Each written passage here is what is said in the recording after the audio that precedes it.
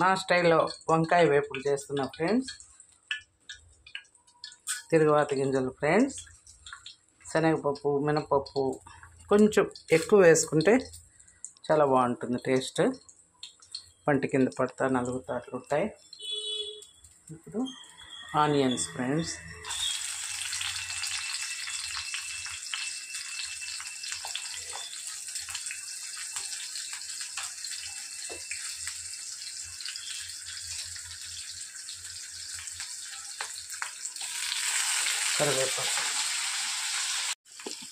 కరివేపాకు onions వేగాయి friends. ఇప్పుడు పసుపు ఫ్రెండ్స్,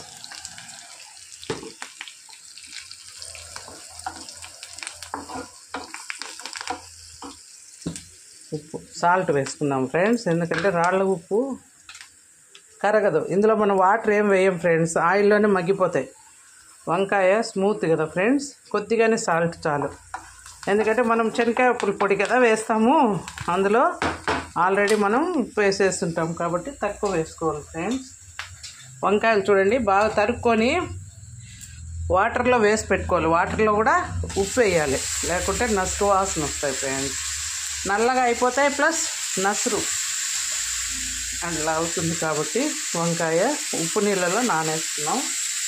తర్వాత అన్నీ తీసి వేసేస్తున్నాం ఫ్రెండ్స్.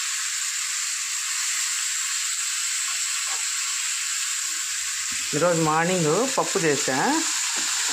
పప్పు చింతాకు పప్పు ఇంతకుముందు 2-3 సార్లు పెట్టా కదా రెసిపీ అని, పెట్టలేదు ఫ్రెండ్స్.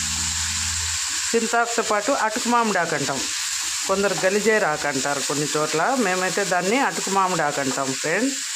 అటుకు మామిడాకు కూడా వేసి పప్పు చేసా ఈరోజు. చింతాకు అటుకు మామిడాకు అన్నీ వేసి పప్పులో నంచుకునేకి ఇది నాకు ఫ్రెండ్స్. నాకు, నా కొడుకు తింటాం, మా ఆయనకు మా కోడలికి మళ్ళీ సిర్రాకు చేస్తాను, అది చూపిస్తాను. సిర్రాకు నా స్టైల్ ఎట్లా చేస్తాను. ఇంక ఇది మగ్గాలి ఫ్రెండ్స్. మూత పెట్టి స్టవ్ సిమ్లో పెట్టి మగ్గించుకున్నాం. మగ్గిపోయాయి చూడండి ఫ్రెండ్స్ వంకాయలు. సూపర్ కదా. ఆల్రెడీ మనం పసుపు కూడా వేసాం కాబట్టి ఇప్పుడు వెల్లుల్లి వేసా దంచి. చూడండి వెల్లుల్లి. ఇప్పుడు ఇంకా శనగకాయ పప్పుల పొడి ఫైనల్ టచ్.